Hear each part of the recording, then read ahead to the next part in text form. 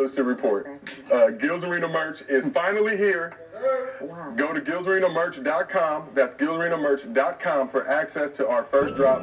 We also got links to a bunch of the different merchandise on YouTube right now underneath the video. What? So link in the video. You can also find the link in the chat and show description. If you like what you've seen us rocking on the show, head over to gillsarenamerch.com for the latest. All right, Gil, now let's move on to one of your favorite subjects. I'm going to talk about one of your favorite coaches in the league. So back in January, Doc Rivers replaced Adrian Griffin as the Bucs head coach, signing a $40 million deal through the 26-27 season. The Bucs were 32-14 last season before Doc took over, going 17-19 in his 36 regular season games at the helm before getting knocked out by the Pacers in the first round with Giannis sidelined for the entire series.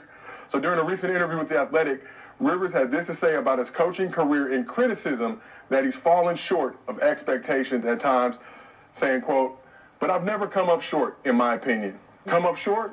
What does that mean? Like we didn't win a title? I go back in Philly. I took that job after we lost in the first round 4-0 to the Celtics in 2020 under then-coach Brett Brown. The next year, we win the East in the regular season. All right, we are one game away from the Eastern Finals. So there's times where I'm like, we're being evaluated on a different standard. And the great news is I've created that standard. So for me, that's good. But then when the narrative comes that you can't do it, that's bull S. Because I've done it, and I can't do it. I'm trying to curse less on this show. It's just hard to do it. Bro. It's just hard. So I've always looked at it that way. So Rivers went on to say, listen, I'm 8th in wins, I'm 4th in playoff wins. My dad used to say something. If somebody said something you would never listen to, why would you ever pay attention to it? Know what I mean? My numbers don't lie. I've coached for 25 years. I've had 2 losing seasons. And the 2 losing seasons, we were trying to effing lose. Yeah, so I made the playoffs, whatever. I don't even know. 21 out of 25 years. It's almost like Deion said in that interview, there's nothing you can say or do that's going to take away from what I've done, and I'll never allow that. But he did add, having said that, I want to do more. And to do more, you have to put yourself in situations where you're going to be criticized if you don't do it, and I'm fine with that.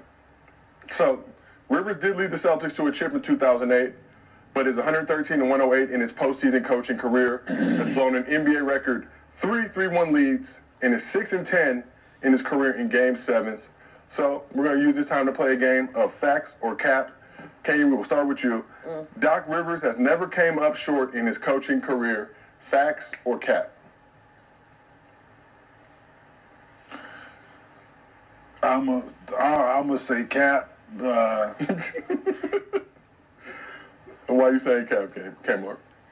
Like if you look like in the overall scheme, no. He's been NBA coach 25 years. He was an NBA player. His son played in the NBA. So all those things, like no. But 3-3-1 series leads, right? In that regard, yeah, you did, brother. Like I'm gonna be the one that's you came up in that regard, yeah. So I would say cap, but in the grand scheme of things, no. But see the black man head coach and this, that, and the third, and be able to consistently get a job, whether he wins or loses, or whether what he done the year before, or whatever, that says a lot. Yeah. So I know he's gonna shoot tilt your hat to that, but if we're talking about winning in the playoffs and playoff series and being up, and getting the job done. You came up short. So Cheryl, we'll switch it over to the side of the couch. Doc Rivers has never came up short in his coaching career. Facts or cap? I like Doc Rivers. I kind of agree with Kenyon. Like, did they not change that? In sports, whatever sport that is, like the ultimate goal is to win a championship, right? Or no? Yeah. Should be. Yeah. Mm-hmm. And so anytime you're in a position to be able to do that, or you make it to in the playoffs, but you don't finish, then to me, you're coming up short. So I will say cap. And Gil, now let's bring it over to you. Doc Rivers has never came up short in his coaching career. Facts or cap? Cap.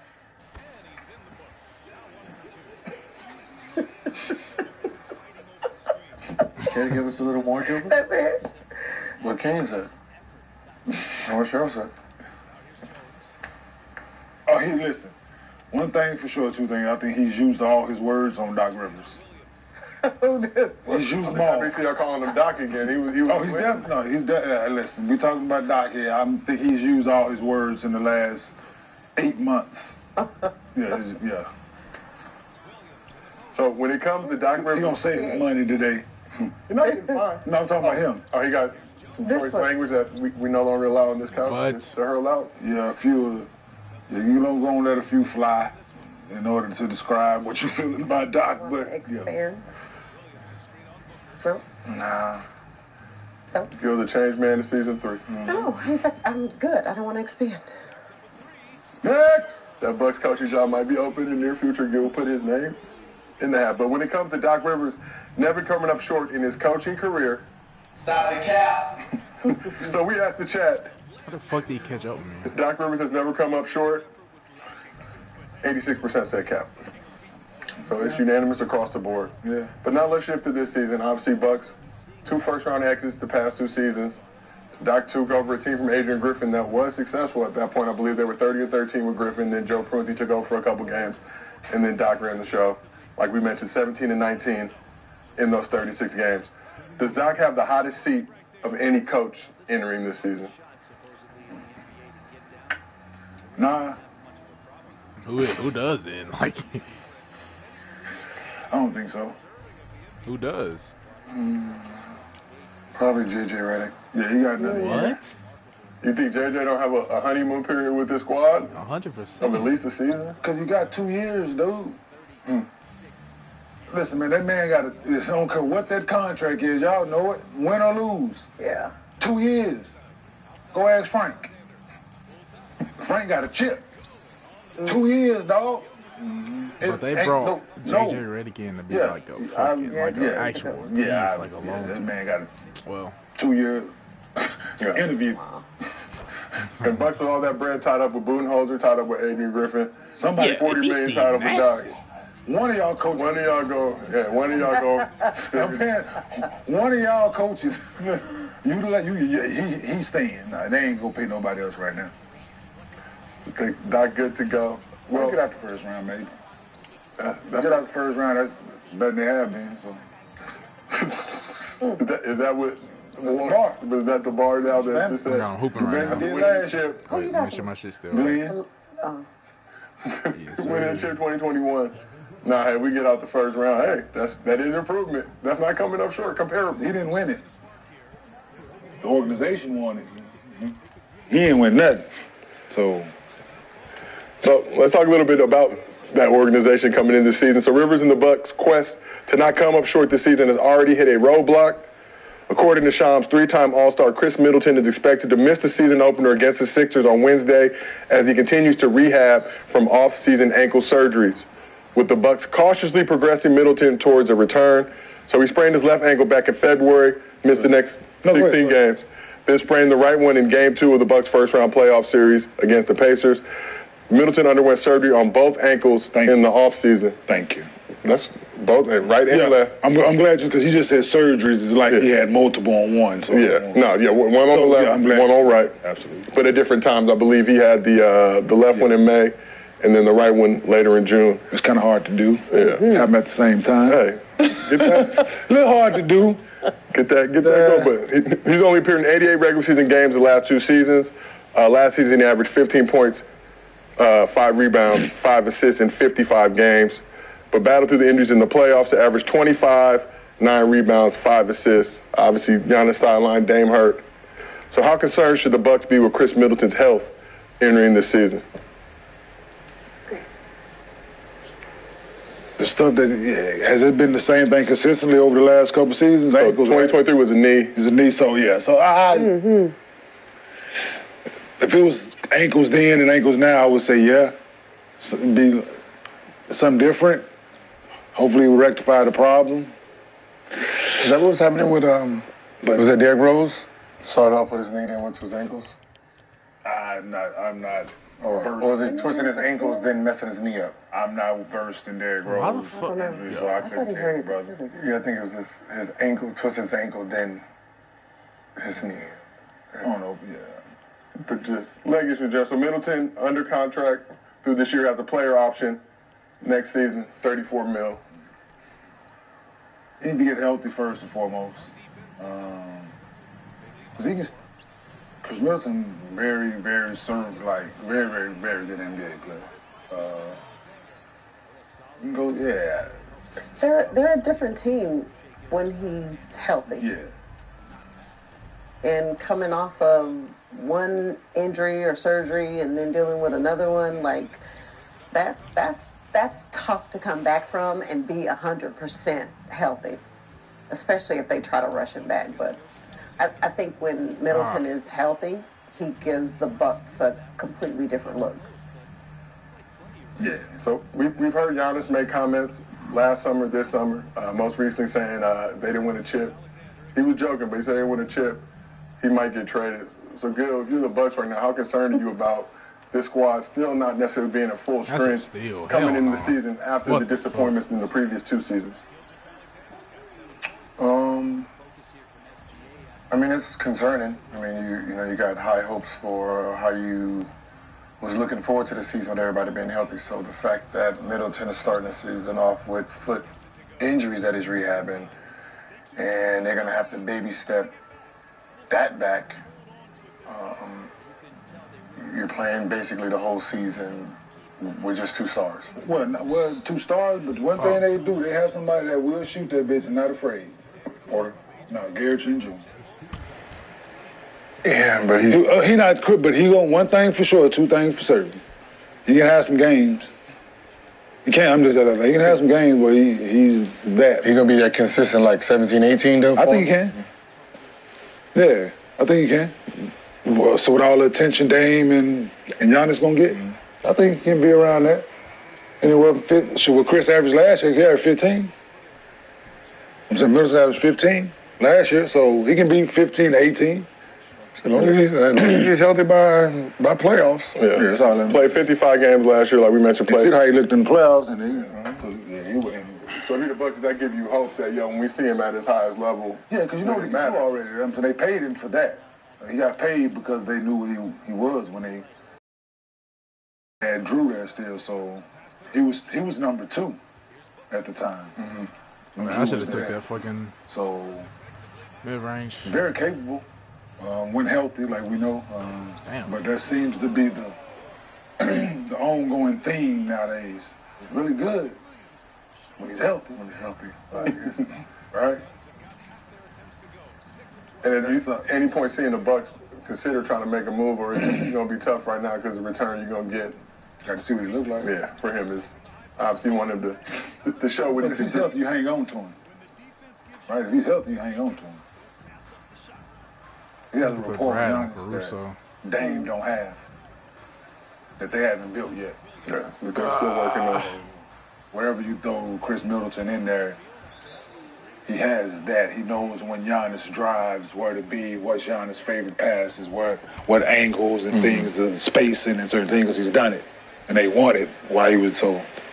Yeah, having him there, and a part of it, would be key. But like we all stated, he has to get healthy first and foremost in order to be the player that they need. So. And like we discussed, we talked about Giannis' comments, what he said about this squad. Obviously, the past 2 playoff disappointments hurt both of those years. Trade Drew, get Dame. Drew ends up on the Celtics, probably the last place as a member of the Bucks that you would want him to go. But sure, when you look at Giannis and even his future with the Bucks, with this squad, how imperative is this year in the Bucks being successful this year and making a postseason run to Giannis wanting to stay around? I mean, he's not getting any younger. I mean, no one on the team is, obviously, but I think when you look at, Kenyon just said it too, with Chris Middleton and Dame, you gotta start wondering how much time this crew has together to be able to win a championship. And if I'm Giannis, I'd probably start looking at, if we don't do it, what does that look like? Where do I go? But and this is a question, I wonder how much Giannis's brother being on this team affects where he wants to go. Do you know what I mean? Because is that a package deal? Giannis and his brother? Yes. Right. And so the Bucks are like, all right, we got you, but will other teams look at that situation and say, we want you and we'll bring your brother too? So let's talk about Thanasis, a.k.a. Thanasi. So, Gil, last week on this very show, you said besides Giannis, Thanasis was the most important person on the Bucks roster. So after suffering a torn Achilles back in May, the Bucks opted not to bring him back as he's expected to miss the entire season. Bucks roster is currently at the 15-player max. There are reports the team may look to make a trade to open up a roster spot to re-sign Thanasis. So, Gil, would it be smart for the Bucks to bring Thanasis back into the fold, despite his injury and him not being available for practice or games, likely for most of this season? I didn't know he was available for practice and games before. I think he was Usually he was just all NBA practice player for Giannis himself. Yeah. That was late. That's what he was there for. So it's in their best interest to Bring him back. bring him back. Don't know how, don't care how. Make it happen. So do you get rid of someone to make room for him, even though you know he's never going to play? Well, the person, that number 15. How about you took the words right away? We had this conversation on this very about the 15th player, and he don't matter. Unfortunately, he matters to certain We're people. playing good So defense right now. that 15 guy matters to the team more than if Thanasis is that. In the grand scheme of things. Yeah. And you've also talked about his value. Obviously, we had a conversation earlier this year about PJ Tucker when he was dealing with the situation of the Clippers versus having a guy like Thanasis who's just happy to be there, morale, pumping guys up, keeping the locker room, and most importantly, keeping Giannis, their franchise player, happy. But will even bringing Thanasis to be enough? Will that change your opinion about how you think the Bucks will fare in the Eastern Conference this season? You previously said they wouldn't finish higher than fourth. Yeah, I mean, with Philly doing what Philly's going to do, that can be a fight for third. Them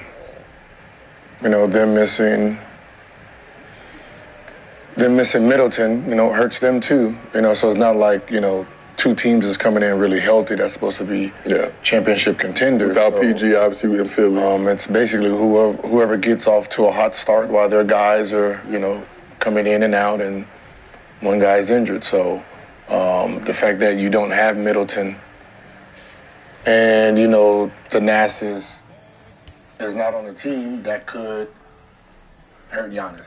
Like, this would be, the first year that he doesn't have him? Takes us way back, yeah. And then when he didn't have him during one playoff series, he said he freaked out. So, I wouldn't even take the chance. Giannis said he freaked out? Somebody said, who was on the team said Giannis. Where's my brother? Very close-knit group. Clearly. Yeah. What When the he came fuck to the is their NBA, lineup he came right to the now? NBA only to get them passports. So, I have Well, I ain't mad Yusuf at him, Nurkic but on the floor, and they're We trotting have the out. Bucks' first 5 games. Well, what the They hell? kick off the season Wednesday in Philly. Then have a home game Friday against the Bulls. They go back to Brooklyn to play the Nets. Then have to go to Boston to play the Celtics, Memphis to play the Grizzlies, and then I'm just going to throw it in there, they got the Cavs coming into town. But how do you think, you guys talk about the importance of just starting right. What do you anticipate the Bucks in those first 5 games looking like? Because I say besides the Nets, Well, they're going to lose wins. I don't know what else they do after that. I don't care. say what? They're going to lose wins. That's all Come on now. You think so? I'm talking about. I see what they But for do. you guys obviously playing the league, how important is it to get a hot start in those first 5-10 games to help just set the tone for the season and get you on the right track? It's that first 5? 10. How are you breaking the season down for that initial surge, and where do you want to be, let's say, after 15 games? 15 games, I guess when you're winning teams, Yeah, it's that. those Oh my first God, they're games hooping don't right matter now. to you. Don't matter. When you're a bad team, you lose 0-5, it's over. Yeah. We tried. Rough start. Yeah, we tried. Rough I start. mean, we have seen teams start Yeah, 2-10, 2 yeah, that's make runs, that's tough. overcome the odds. Yeah, but you know what you are though.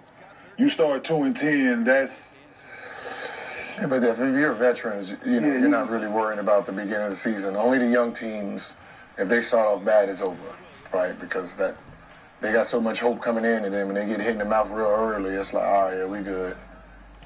All right, next year. But it feels like different your guys' time too. It wasn't so much of the load management, all that type of stuff. So you knew guys, even if they weren't 100%, they were going to be available to play. Where nowadays, talk about a team like the Sixers. We know Embiid. We know a guy like Embiid may only be available 60, 65 games this season. that's cool. But He'll be really good in them 65 games. most definitely. But I'm just saying, but you want to give yourself some cushion early on now. So come. Yeah, you want to get out the gates, but So this how it goes. If you made a deep playoff run last year, you expect to hit the ground running because you brought back most of your guys. Right? If you was good but had an injury and you lost early in the playoffs, but you were expecting to do something, you were supposed to hit the ground running the next season. Coming out the gate, not looking like running them off, starting the season undefeated, you 9-0, 8-1, stuff like that to start the season like that next season.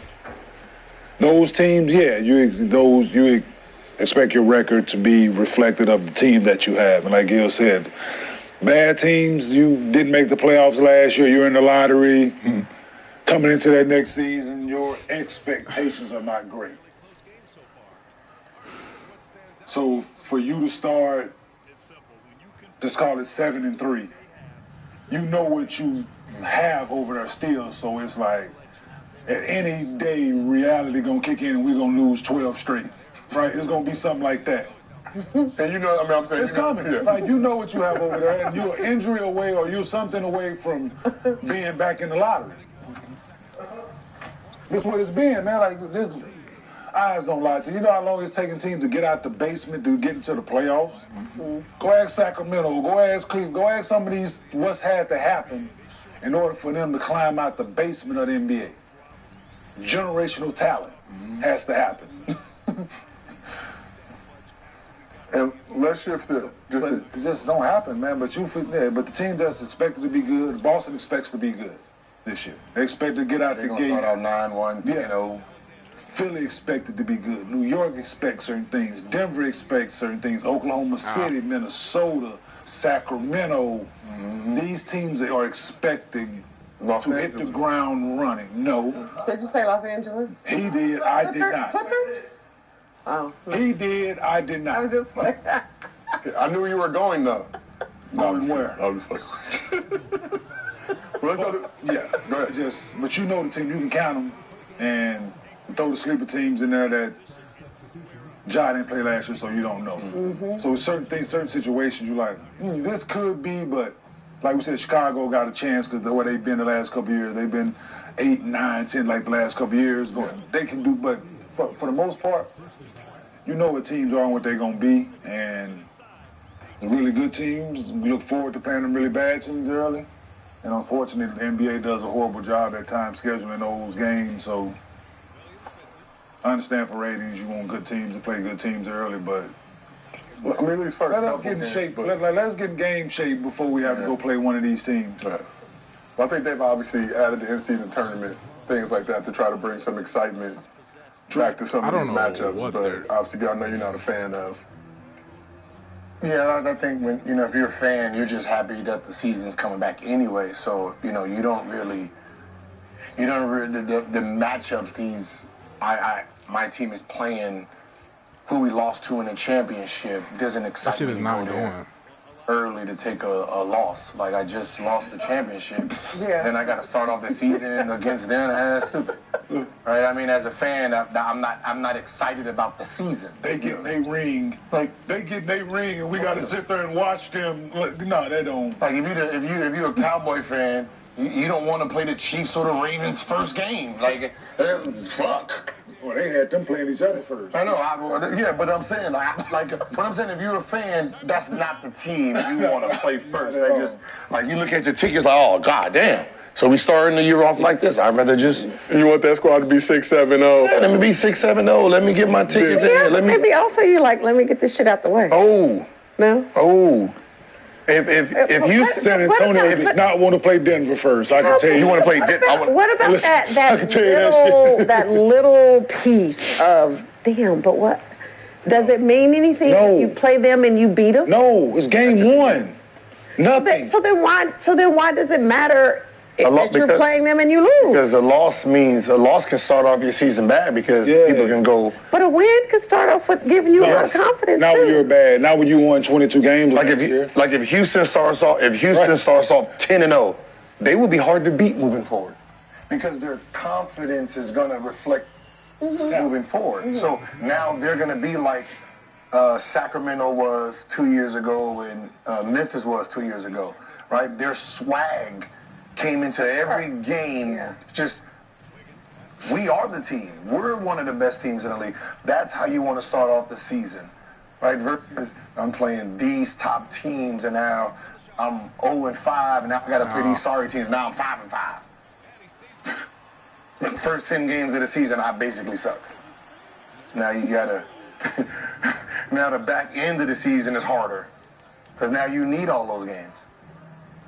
I don't want to see the meaningful games in April 10th. You gotta win this to get That's my birthday. Came this championship team though. The championship though. Put it out there. Who Boston playing? They got New York. They said Boston don't care because they the champs. If you're in New York, Knicks and you just got this trade, that's not who you want to play first, huh? So you're saying New York does? You want to? They trying to get off to a hot. You're trying to get off to a hot start. That. So you don't want to play them first. You want to play Charlotte. But New York could also be like, you know what? New York want to play Charlotte first. Let's show everybody that the trade we made, all of that. Let's go beat up on the Hornets. Absolutely. Let's go show them. Let's go feature Karl Anthony Towns against the Hornets. Now think about all that energy you put into it. And then you take an L, and then the next night you got to play Philly. Then the next night you got to play Bucks. Now you start the season 0-3. What you think them fans is talking about? I'm tripping right now. New York fans are different in New York. You want to play? Yeah, you want to play Charlotte. You want to play Blazers, right? You want delusional fans coming out. Oh, we 6-0. Yes, our chips in there. From a fan standpoint, I get it, but from a player's perspective. We believe the hype. No, but I'm like, you know what? Shit. Let's go. But Knicks first five, Gil, at the Celtics tomorrow. Pacers come to town Friday. Cavs come Monday. That's a playoff team. Then they go play the Heat, and then they have a game in Detroit against the Pistons. Tough. That's gonna be a tough game, man. Detroit ain't gonna listen. Yeah, but I'm saying this. You can possibly go 1-4 over there, man. Well, I get, but you've also seen how Knicks fans react when they win that opening game. The streets is going crazy, Henny's flowing. On the road. You can go 4-0, you can go 0-4. And you can start off 0-4, 2-2, 3-1 at best. But they won't start off 5-0.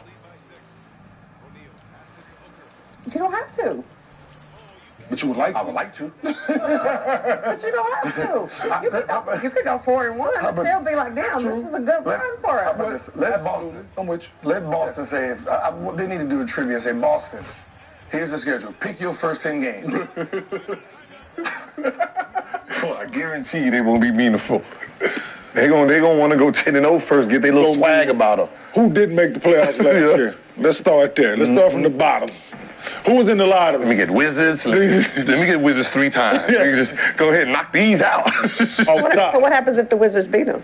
Oh, yeah. Shit, that's normally. We sitting there looking at like, I mean, if they do, then what? I mean, Kyle Kuzma had 45 and Jordan Poole had 39. That hurts. But usually that's usually what happens. A bad team will usually get a good win. I remember when I was in Golden State, I think we won our first game. And then we lost the next 7. Did you turn up that one night knowing what was coming? Yeah, we was talking championship. Playoff. After one game. We what? Yes, we were. It's a good start, fella. Yeah. If you were talking championship after that one win. Y'all were excited. Maybe we beat a good team, too. I ain't... What? What are you talking about? This was your rookie season or your second? It had to be the second because I didn't play my rookie season. I don't know who the hell. Boot it. Let me pull it up. Here we played the San Antonio Spurs. Played the Spurs, beat them, then proceeded to lose to the Sonics, Jazz, Mavs, at the Spurs, Hornets, Rockets, before getting your next win in Game 8 against the Grizzlies. See, but it's the Spurs, the 2002-2003 Spurs. And the Grizzlies was just moving to Memphis? Was that? Kind of, yeah. Right? But get to your point, Because we beat them by 8. I mean, we went down there and lost by 20, but think about it. 2002, 2003 Spurs. Tim Duncan and them. Mm-hmm. Yeah, them. So y'all beat them by We beat them by 8. Game 1, our game 1, championship. What? Couldn't tell us nothing. No shit. Man. That could have been us. Ken has already previously made reference to that podcast. Easy. They beat y'all too, damn it. Hey, they beat y'all too in the finals.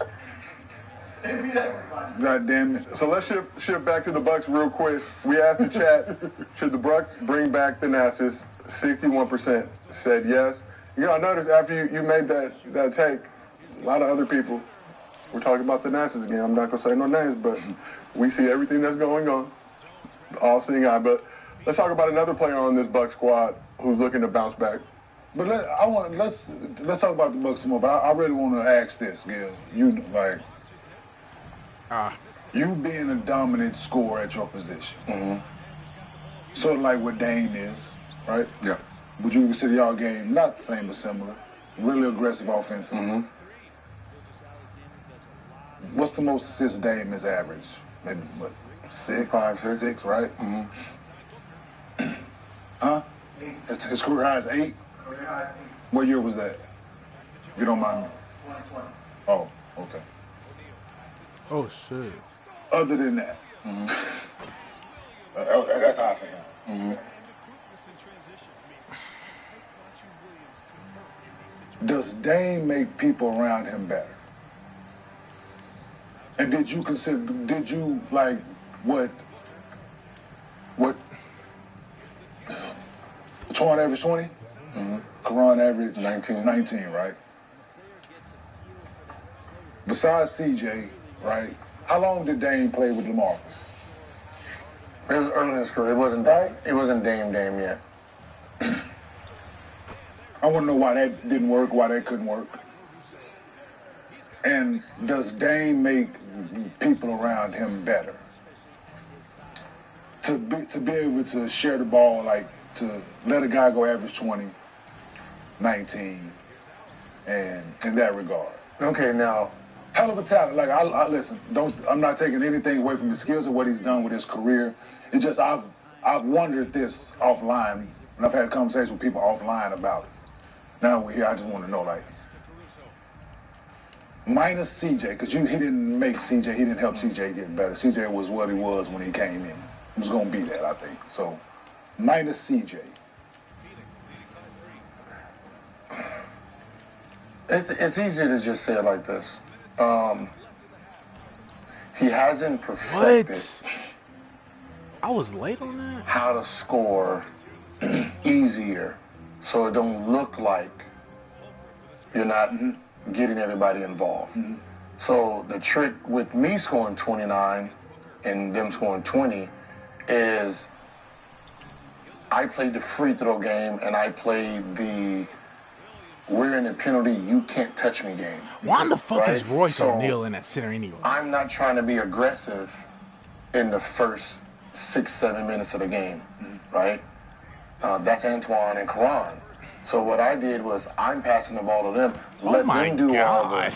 getting fouled. Now, when In each quarter. Yep. Now, once we in the penalty, now my green light comes on because now I know you have to play defense different. So now shots are becoming easier. Now I can get to the free throw line, right? That's not a shot attempt, right? So I get to the free throw line and I have to play that type It's like of game. Olay, bro. Versus I don't just coming know, out, bro. taking 3-4 shots because now those 3-4 long shots and you're missing them look selfish. Yeah. So I don't think he's figured out how to pick it.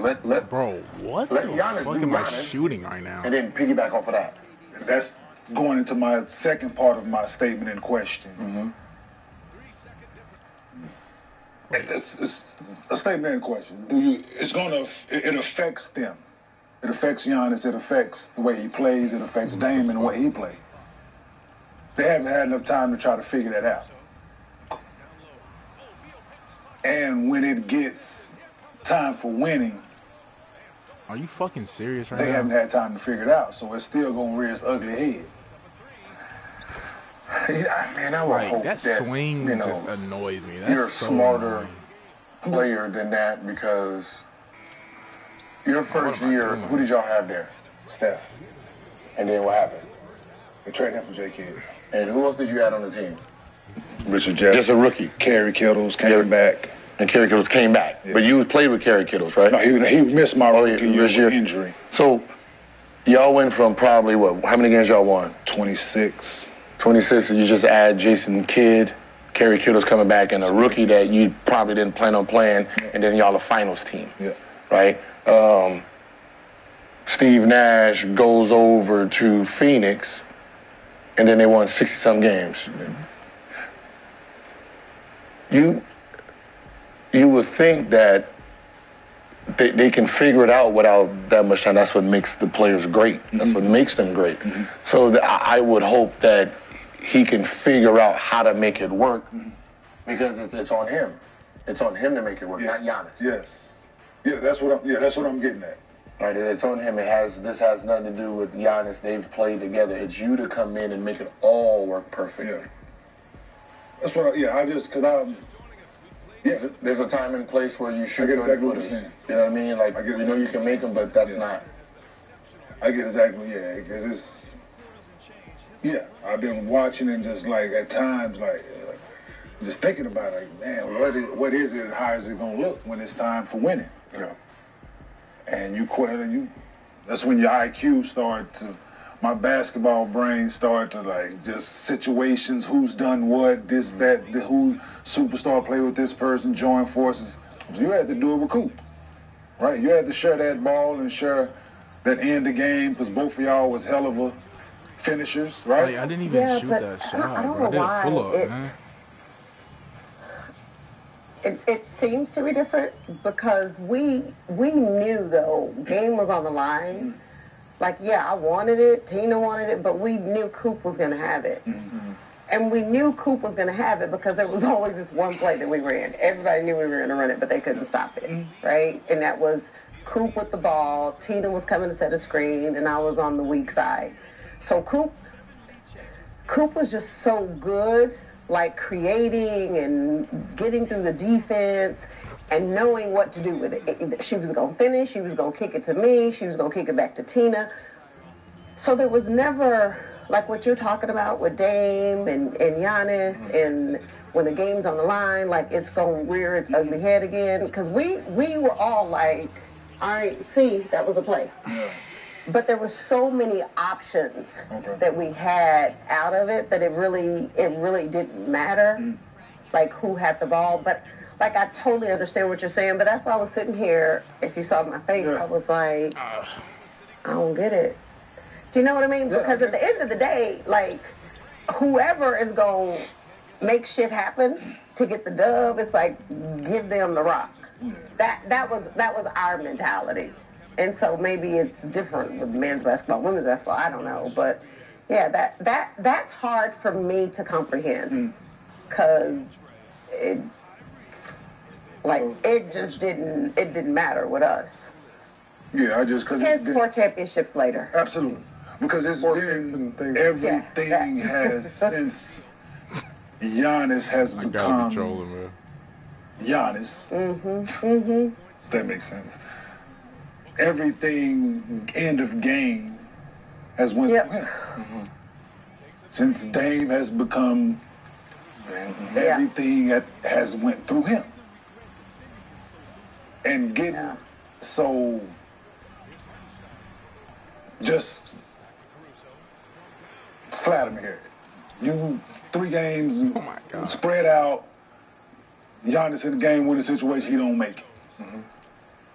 4th time, Doc drawing some shit up saying we're gonna give it back to Giannis. What happens? You know, what thoughts? He probably gonna run it, but No doubt. that is do I? Like, get the The problem is, this is when history tells you what to do, You should. right? It should. History tells you that, just He's put 2 supposed men to be in. guarding Devin Booker anyway. Which, you know what I mean? I'm with you. Yeah. I'm with you. It becomes that simple where it's, let's play 2-man game, and if we have a 3rd player that can do something, we're going to put him on the strong side, or we're going to run a double pick and roll, a double screen down for him on the weak side while this pick and roll goes. Like, in the last 5 minutes he was playing Utah, there was you knew what they were. It was a fucking freaked up pick and roll. No matter what you were doing. If you're down it, pop, shot. If he didn't shoot it, give it back off, pick and roll, throw it down, shot, post up, give it back, pick and roll, throw it down, come off. Like it was just 2 people, right? With Amari and Steve Nash, pick and roll. And we knew what they were running. You know what I mean? So Let's stop it. if you're having problems trying to figure out who has the ball, then it's you gotta. I'm with you. It's Absolutely. them 2. I'm with you. Absolutely. You said it's on Dame to take the lead in that situation. I didn't see Giannis is him. always going to be Giannis. The Bucks are his team. But it's the 2nd seed. But it's also the coach. So. No, that's the 2nd seed.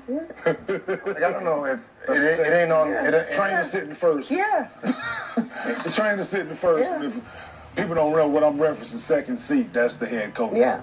The trainer of the NBA, all the sports basketball team, they sit in the 1st seed. So I say the 2nd seed. I'm referencing the head coach. So y'all know But We appreciate it because It ain't- a lot of us did not play in the NBA game. We appreciate it. But just feel like this, when you're talking about like taking that next step and trying to get to know each other, there's been teams that's taken that extra leap because totally. they did things outside of the game with each other and hung out and so I can't say if they have. There was It would've- something before it would've about them been- not It really would have been hanging out. great if those 2 was working with each other all summer on what they're gonna do. And do you have a problem? Because it seems like, especially two ends of the spectrum. Yeah. 2 totally different lifestyles, 2 totally different interests, 2 totally different. He's so slow, man. But yeah, I mean that makes that's the thing. You spent a summer away from each other, didn't get to know each other during the season. That does make a difference. Then you both worked on shit, right? you're not together. So I don't Does make a difference. You working on pulling up, what's the name? He working on his shot. Yep. And y'all didn't work on y'all pick and roll. You think you're gonna just pick that up in training camp? Yeah, you gotta have players being up playing some 2-on-2s, Jack. Yep. If you want to, this what we gonna do. 2-on-2. Y'all guard. You telling the defense how to guard it. Yep. Right? You dictating on how to. Listen, I need y'all to guard it this way, this time. I need y'all to hard show, get back to y'all. I need y'all to switch this. I need y'all to down this. I need y'all to do this. I need y'all to guard this shit this way. I wish So we had we a shot know when blocker this shit around get him. down, That would be we- great. But I'm giving y'all too much. Hey, they're about to double me. They're about to double me. You gonna gotta hard pop, trap or me. you gonna slip it sometimes. Slip the first one, so they have it in their mind. So the next one's a pick and roll. And you even had a 3rd defender out there where he rotate the Giannis and how y'all gonna do it. But that is Hey, man, you want to where go coach a team together, Gil? I think we could be pretty fucking good, man. that's also Like, where I could be the to your in-stadium point, host. it matters when you as teammates, like you're spending that time together. Because there were times where we would go to a huddle timeout and Coach Chancellor was like, all right, blah, blah, blah, this is what we're going to run, right? Timeout, we go back out on the floor and we get together like, who, you got the ball. Like, this is what we don't do. Because it works, and we know it works. But that's where we've developed the trust in each other, and I got the confidence in you that you're going to make the right play.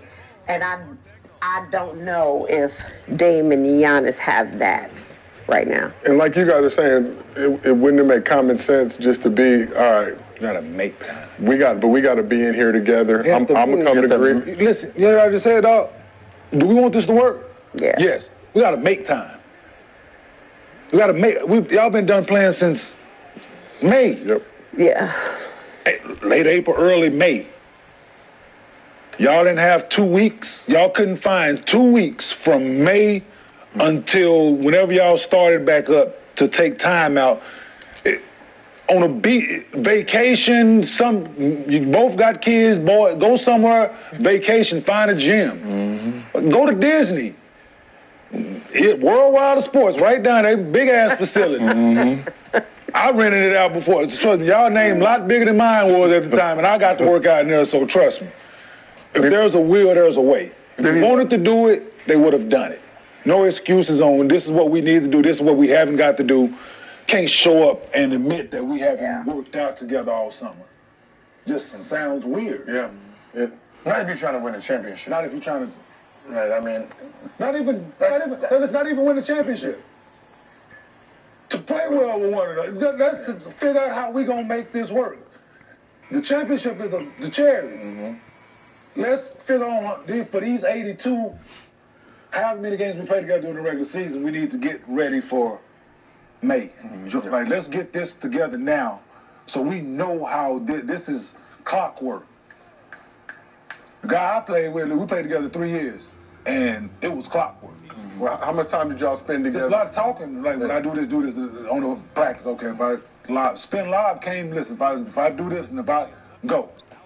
It's little things, like he's too athletic, Dame is too, people not expect him to make certain passes, dog. Things wouldn't work, man. Offensive rebounds, man. Spin lobs, with Giannis, man, you have to implement things. They don't, a lot of, even like a pick and roll, and you're doubling off of Giannis just low pick and roll, right? There's little things like a low pick and roll, right? Pick and roll. I am talking lower than that. And he dumps it in. That means somebody's coming from the weak side, running at him. We should set a pick and roll my for God, they J-Kid. moving that bitch. So for two things, I set a pick and roll for J-Kid on the block. He was going to post up, and I would go set a pick and roll on the block for him. Go set a screen, because what you going to do? Yep, what you going to do? It's going to either be a dunk, I'm going to go lob, or he going to get a wide open layup, one of the two. Or somebody will get a wide open corner three. I used to run it for Melo. Same thing. We used to run a drop. If you play it a certain way, if he don't get right away, I come set a low pick and roll for him on him. He's too aggressive offensively. What you gonna do? No one's expecting it. He's gonna get a wide open shot, or I'm gonna get a dunk. I haven't seen that. We haven't seen that play since then. And for you guys, we touched on this Because nobody thinks about. Like these Because the floor's offensive so rebounds spread out now, killing the me. guys shoot the ball so much better than we did. But what we did, we put Kerry Kittles over in the corner. You come off that man, you in too far, you're going to throw it over to the Kerry. Now you got a 5-man that shoots it that well over in the corner. So now you spread him, now he got to be close to that shoot. It's so much shit that you can do with the talent that they have. And like I said, there's no me sitting there watching the game and enjoying it. Because I see certain stuff during the game, I'm like, why the fuck won't y'all run this? Or why don't y'all do that? Man, throw the ball right here and run this. You make it too hard. Basketball is still simple math, dog. It's 2 + 2. They make it out to be trigonometry and calculus. So we talked about this last week, but you guys talked about training camp, preseason back in your day was 3 weeks of training camp, 8 preseason games. You had a lot more time to kind of figure things out and work through things. Now it's like a week of practice. They're going right into it. I think 5, 6 preseason games. But how essential does it become? Because we hear about teams all the time. We see it a lot out here with Rico Hines up at UCLA. Whole squad will come through and get that work together. How important is it for guys to be able to get together in the summer now, knowing how much less time they have in training camp and preseason to figure out that chemistry? It depends on who you are, depends on what you got in your team, depends on where you guys are trying to go. right? Because, summer workouts together, conditioning together, keeping each other accountable, it takes you from, it can add 8 to 15 more games, for your season. And, sometimes that's all it needs is that extra boost. So I think all teams should spend some time with each other in the summer and just not flee and go work out on your own and come back and then you're trying to implement a whole bunch of new shit. You know what I mean? A whole bunch of new shit. I done worked on all this and we don't do none of that. Tell you, easy magic. Yeah, relax. We're starting to break you out there, motherfucker, trying. Easy magic. Yeah, you done play with you done play with the slasher all here, and I'm sitting here, you telling me slash. That's not what I do. And that's a lot of that stuff is nowadays because these guys are 19 coming in. A lot of that stuff is from Summer and Rico and all that stuff for the young guys to learn how to play real basketball in a real setting with somebody who's gonna hold you accountable. Mm-hmm. That's what that is for. A lot of that is for them young. So we're not gonna come in here and work, but you're gonna work the right way. Mm-hmm. And that's what that is. Yeah. And that's why I respect Rico so much with it. Before he became NBA assistant coach, what he was about. You're gonna work out. You're gonna work on what you're good at. Your individual skill set, we're going to enhance that. Mm-hmm. If I need to tweak some things here and there, I will. Like, he just, like... But we're going to get good at what you're good at, first and foremost. Mm-hmm. And when did you guys learn how to work out the right way in your career? Like, we talked about Why does that not happen window to from me, draft coming to that rookie season, but when did you actually really learn? I had, like, before my senior year. Like, I got, like, people know I got better every year when I was in college. But before my senior year in college, I put the time in, and by the time when I got to the league, it was just trying to get better at certain things. But of course, injuries got in the way of that. But yeah, no, I learned how to work and how to do. When I, like I said, before my senior year, I was locked in. And I know you love to work out, but I became more efficient at working out from Chris Muller. Okay, so, I was sitting in the gym, 4 hours, man. This is when I understood why some players can't translate their shooting in game. Look, it's posting up Kendrick Right? Williams. You can shoot 1,000 shots, but if you're shooting them a certain way, and it's not your game shot, it won't translate. So, I'm sitting on the, the shooting machine, shooting, and he's like, yeah, that's a waste of 1,000 shots. And I said, what are you talking about? He said, all right, go to the half court, full speed run, shoot, 10 times, 0 and 10. And he said, now that's the difference. That's realistic. Yes. That's more game-like. And he said, you're practicing, you're training a practice shot, not a game shot. Yeah. Right? So being here 3 hours is kind of pointless if you just win 100%. So over-exaggerate how you're going to shoot in practice and then slow down in a game. But if you're shooting really slow in practice, you'll never catch up to it. So, I used to, run to real spots and shoot. Right, because now I got to train the adrenaline rush, all the excitement of what the real game is going to play like. And that's why when people say, oh, they can't shoot, yeah, they haven't trained their game shot yet. All the side step shot. Like, if you look at Steph, it looks fast. Yeah. Everything is because he understood to train his game, his in-game shot, not this practice shot where just spot shot, and here we go, and then do the little methodical basketball. It's the same, like, with free throws. Because you can go in the gym and just stand there and shoot 50 free throws. Like, you're practicing your free throws, which I understand that. But that's not how it's going to be in a game. Because in a game, you're running around, you're tired. Yeah, then you're going to the free throw line. So that's when you got to be able to step up and knock down free throws when you're tired, like in the rhythm of the game. And that's what a lot of players or people do when they're shooting. They don't make it very game-like when they're practicing. And that makes a big difference. Like, did I not just... Yeah, people, if you haven't seen work, if you haven't worked, like, seen an NBA, like somebody, you don't know what that work is. Mm-hmm. Like, work to the point that He makes that shit like. to you throw up. Made some bullshit. People don't understand that. Been there. Right? Oh, For you wrong to- person. My fault. Not nobody else pushing you. Mm-hmm. Right? This is you pushing yourself to the point where you very well much throw up. Because that's just what it takes. And to spend that kind of time working on what you need to work on and the conditioning part of it while you're doing that, game speed, doing everything at that clip. It takes a lot, man. And yeah. People are afraid to get This shit tired is in so practice. annoying. Yes. I remember Yes. I was having, when we was getting the rookies in, and they're like, I want to work out with you. I'm like, all right, we're gonna shoot 500 Why shots. would I today. ever put Grayson 100 Allen threes from each spot. on Chet Holmgren? Why so much? Why? I didn't know there was a Cap on. I didn't know there was a cap on how many shots you the fuck. Shit is actually broken.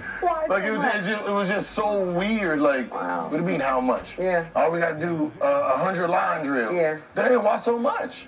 You're not trying to get in shape? Like, I don't get it. Like, Yeah.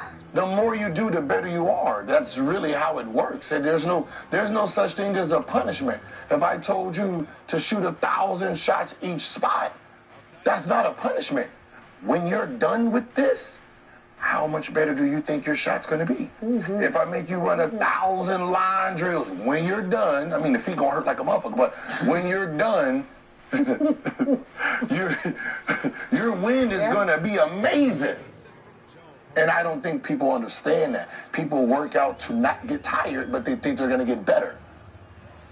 When you're done with practice, you should be laying on the floor. Day 1 to day 365. If you're not laying on the floor, just do more. Yeah.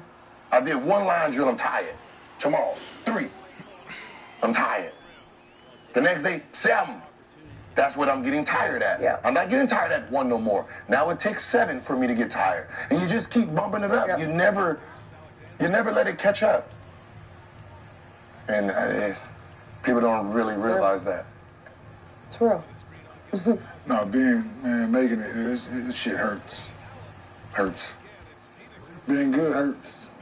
It never feels ever. Forever. You should be hurting. Shit hurts. Like, what the f... Yeah.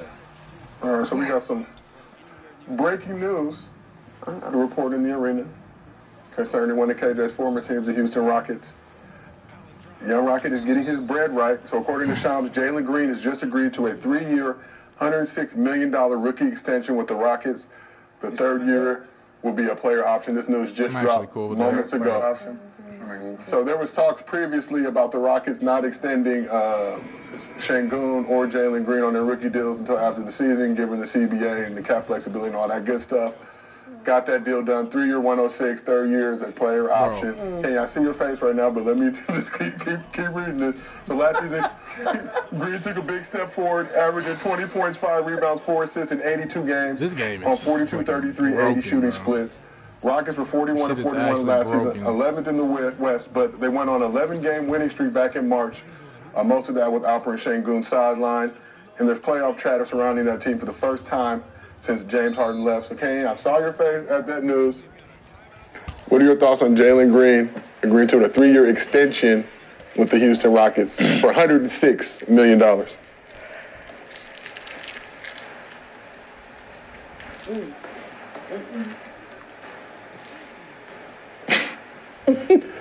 Only 22 years old. I don't like it. Aaron and Jalen got the same agent. Yeah. Well, KJ, I said. Yeah. KJ and Aaron. KJ and Jalen got the same. Aaron Mintz over at CAA.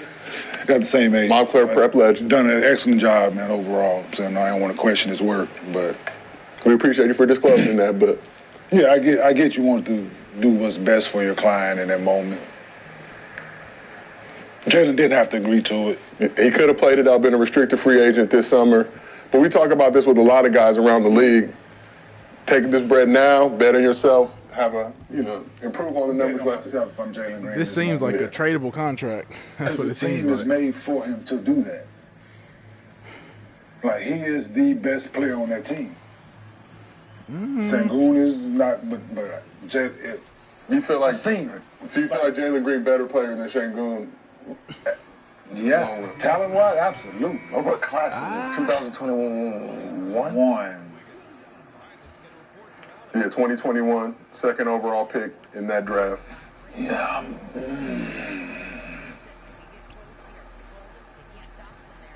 K was first, right? K got 220. Yeah. That's Of course, he still makes that shit. Yeah, that's where I'm. My mind, I want to whoa, but I Sengun, the can't 16th get nobody pick in else that in draft. pocket, but you you can't. heard that we were on the same contract. That's tough. We're on the same contract. That's basically. K signed 5-year, $224 million. That's tough. But with the caveat that this deal gives him some more flexibility down the road to sign a bigger extension. Okay, I get all. Yes, absolutely. All those things exist. Yes, all those things exist. I look at the talent. I look at the team.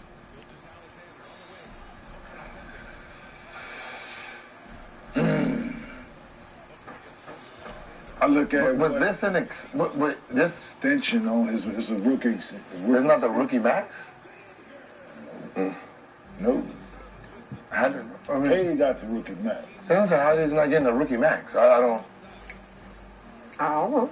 Then what's the name? What It seems like he opted for flexibility. What Evan Mobley? Length of time. He was fourth in that draft, third in that draft, fourth in that draft. What is the rookie man? Evan Mobley 24. signed a reported 5-year, $224 million extension back in July. He was. That's the same draft. That is. Yes. So why wasn't he getting that? Evan Wait, say that Mobley. again? Yes. 5-year, $224. 5-year, $224. Evan Mobley was in that draft. He was in that draft. So he signed the rookie max. Third overall pick in the draft. So K, 224. so the first and the third pick, 224. First pick. Third pick. 224. 224. Second pick 106. That doesn't make sense. 5-year, 224 versus a 3-year, 106, but with that player option too. But I think with the potential, I know exactly what you're saying. I ain't never been a mathematician today. I'm no math expert either, but I would imagine after that 2 years he can sign an extension Oh. for even more in that, Oh, you're gonna sign a 5-year deal with an option after your third. I mean, Yeah. I mean, it works the same way. I mean, just Yeah. Yeah, I'm just.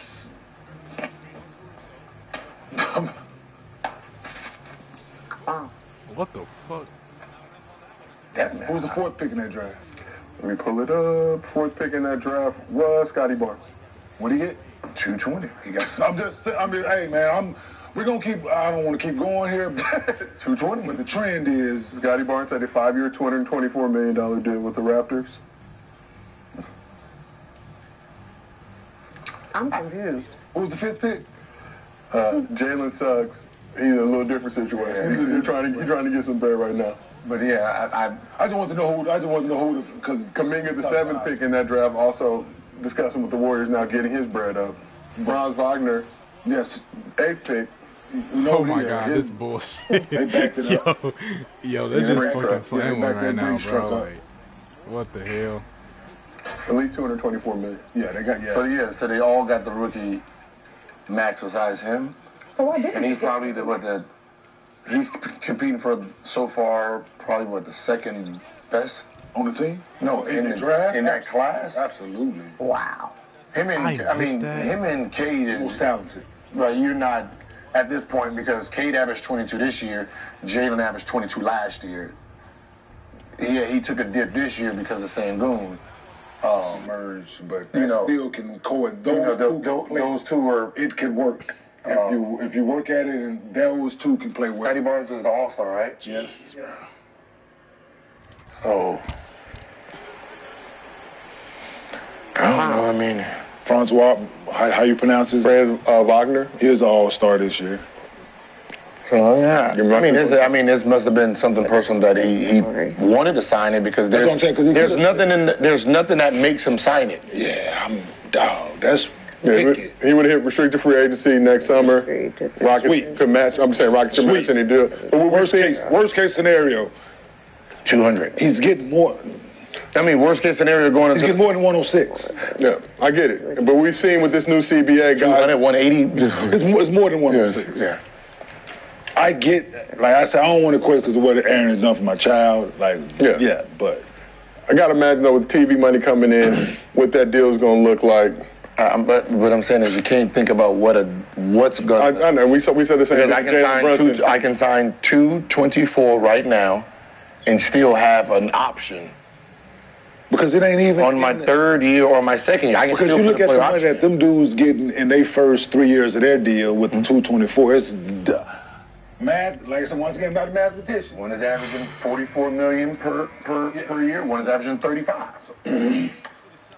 So what I'm saying is, I'll rather sign for the 224 and option out after my third. Yeah. And even if you're not going to give me a rookie max, give me the rookie. Give me the max on 3 years. All those guys' extensions will kick in next season. Crazy.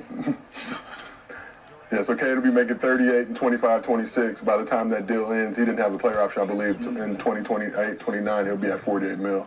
Yeah, so to match it, he would have had to sign 132. Yeah. So at least give me that. Yeah, 132 for 3. Right? Mm-hmm. So he gets to play 2 years and option out? Yeah. But Green is the first, according to ESPN, first NBA player ever to successfully negotiate a 2+1 rookie extension on a 9-figure deal. What does that mean? 2+. Okay, so let me just read this for you, because obviously context is king. The 3-year deal provides Green with financial flexibility in the short term and the ability to earn more than $240 million total over the next 5 years, more than the $224 million current maximum, because of his extension eligibility as soon as October 26, and the ability to opt out at the age of 25 years old. Again, according to Shams over ESPN. So in the next 5 years, he can max out at 240 versus the 224 that those other guys signed Charge. potentially. But obviously, you guys know, if and hope. But when they opt out in 3, I mean, because they signed theirs last year. No, this summer. This summer. So they all signed this summer. So summer, yeah. So, yeah. So in the second, 2 years, then they have 3. It depends on what that 3. So that means he has to sign another 3 years, and it has to be more than what they will be making. So in the 5-year span, he has to make more. So maybe it probably just doesn't make sense today, but the extension for the next 2 years, so he signed 2 of them right now, and if he signs an extension, those 2, when the 5 years up, doesn't make more than 224. And that, but like we talked about even with Brunson and his deal, it all has to work out, right? It has to. Just playing devil's advocate. All of those things, what you're saying, true. I thought it started over. Why didn't it start over? What if K first team All NBA? He not making more than him. I thought he got the ball and Yeah. I don't know. When they all eligible, one of them dudes first, second team All NBA. Like, what am I supposed to And do, they up, man? right? He's not making more in that case. I always look at it like, okay, so I know what you're going to make in the next 5 years. This is what I'm making in 2 years. That's what I said. So he has to be able to jump in those 3 years. So we'll see. Oh my God, I missed it. No What the income fuck? tax in Texas too, which is I'd rather have no income tax on my 224. I'm tripping. Okay. I'm saying, Okay. we are not mathematicians. I just like I don't want to help, but Aaron know what he's doing. There's a method, and obviously Aaron know what he's doing. Like, that's all. he agreed to take it. But the math with what the other guys got in the class and what. The problem is Sengun too. So Yeah. the fact that he's making 106, Sengun, you're gonna have to be under him. Do we expect Şengün to get a deal soon? But do we also, if he goes out there and cooks, At the end of the This day, you would rather sign if Jalen is the number 1 option, you got to negotiate with him first so you know where to place the second one. Versus negotiating with Sengun first, and then whatever Sengun gets, Jalen has to get more. So most likely Sengun's going to probably sign a 3-year, 90 to 100. Mm-hmm. Yeah. So that'll be what his deal looks like. And Sengun this past season, 21, 9, and 5. 63 games. Shit, they might sign him at 106. Shit, he's going to be arguing for a little bit more then, probably. Listen, Jack. But if you're Sengun, do 3-year, 110. you sign now with the deal that Jalen Green took to help the team get better? You know, rah, let's help the Rockets make this playoff push. Or you play this season out now? Go to restricted free agency. You're young, get your money first. I'm with you, but he's really good. Oh, yeah, he gonna make his money. He's really good. Sure. Like, Ain't too many of him out there. You see? So do we feel like he's even like, hey, that's what you signed for, brother? Like, Paul George. That's cool. That was nice. That was cute. Paul George and Kawhi. My number say 224. Yeah. What class did he come in? 2021. I think 16 picked that year. Jalen Green too. He was 16. Man, that's a hell of a draft for them there. Oh, I was there. You get 2 and 16 for I witnessed it. And your 16 pick is pretty good. All the time. I was telling people earlier, wasn't Joe? Like, hey, I was over here praising that young boy from listen, man. I ain't saying he good. I ain't saying he Nicola. I ain't saying he 3-time league MVP, but hey, man, skill set. Y'all, if y'all hadn't watched him After a 3-season sample size, I've been saying, I was like, hey, y'all better go watch him if you don't know. 21, 9, and 5. Cause listen, man, I was a little disappointed the fact KJ got because a lot of them assists, KJ was cutting right time, diming, a lot of dunks, and hey, man, that's why Whitmore playing so well. Oh, they're just running Running with him and you in the half court, cause he gonna find you. So when you just look at this season, this Rocket squad, like we said, 41-41 last year, 11th seed, but played great towards the end of the year with Sengun sidelined for some of that period. Everybody not gonna make it. We know who ain't gonna make it, Joe. The Warriors. Facts. We know who Coach JJ. Who else in the West ain't gonna make it, Joe? Clippers, Blazers. Clippers, boy. You know what I mean? Not bad. They have a horrible time. After that, After that, them Blazers, boy. Them Blazers. That's three. How many more teams we got left in the West? I'm still waiting on the one. So here's the team that didn't make it last season: Rockets, Jazz, Grizzlies, Spurs, Blazers. Jazz, boy, that's gonna be tough. crazy. Oh my God. You still waiting on one more? Oh, no, we're not. He said he's went from one of them Jazz. They ain't gonna make it, man. No, he waiting on one more. Well, Still waiting. but since you brought the Lakers, okay, we were not going to talk Lakers today out of respect for yourself. We had no plans. Oh, we're not talking Lakers. We had no plans or any Lakers topic Because they're not going to make it. We had no plans. But let's talk about some interesting news last week with the Lakers starters and most of their rotation, including rookie Dalton Knecht on Gilligan's Island for their final preseason game against the Warriors on Friday night. Bronny James made his first start of the preseason, going up against most of the Warriors starters, obviously minus Steph Curry. We always add context on the show. But Bronny did have his best performance as a pro. We got to show the video. Second NBA training camp. So Bronny finished with 17 points, 4 rebounds, and 3 steals in 35 minutes of action. Just ignore the score of the game and watch the highlights. Okay, do not. It is preseason. Do not. The Lakers wrote out their third string crew against a. Now we have some time to check in with Allie LaForce. All those guys played decent Kevin, amount of that minutes, was not a a ton. pretty road But like I win. said, How Bronny, do you 17 evaluate points, your 4 rebounds, performance? 3 steals in 35 minutes of action.